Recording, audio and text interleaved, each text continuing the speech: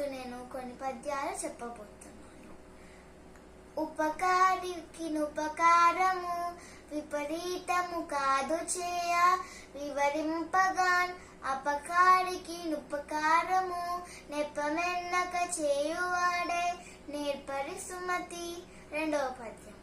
ఇమ్ముగ చదువని నోరును అమ్మా అని పిలిచి అన్నమడుగని నోరును, దమ్ముల విలువని నోరును గుమ్మడి మన్ను దవ్వినట్టి గుంటల సుమతి.